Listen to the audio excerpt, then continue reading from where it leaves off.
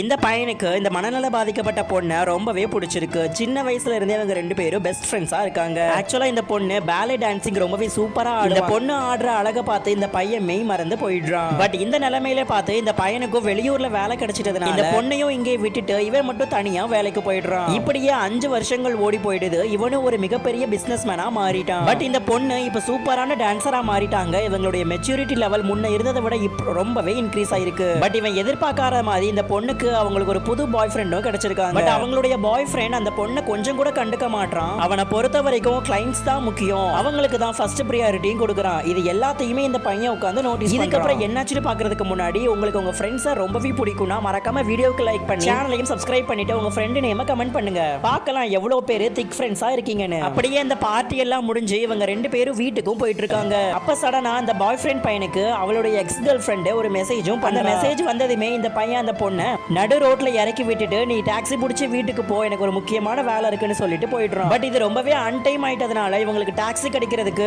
ரொம்ப லேட் ஆகுது. அப்பன்னு பார்த்து இவங்களுடைய எக்ஸ் பாய் ஃப்ரெண்டும் அந்த இடத்துக்கு வர இந்த பொண்ணுக்கும் வேற வழி இல்லாம அந்த கார்ல ஏறி போறாங்க. அப்ப அந்த பையன் இந்த பொண்ணு கிட்ட ஏன் உங்க பாய் ஃப்ரெண்ட் இப்படி நடந்துக்கிறான், இந்த டைம்ல உங்களுக்கு தனியா விட்டுட்டு போக வேண்டிய அவசியம் என்னன்னு ரொம்ப கோவமா கேக்குறான். அதுக்கு இந்த பொண்ணு என் பாய் ஃப்ரெண்டை பத்தி எனக்கு தெரியும், அவனை பத்தி நீங்க தப்பா பேசாதீங்கன்னு சொல்லிட்டு அதுக்கப்புறம் இந்த பொண்ணை கூட்டிட்டு வந்து அவங்க வீட்லயும் விட்டுட்டு உனக்கு எப்ப ஹெல்ப் தேவைப்பட்டாலும் நீங்க தாராளமா கான்டாக்ட் பண்ணிக்கன்னு சொல்லி நம்பரையும் கொடுத்துட்டு அங்க இருந்து போயிடுறான்.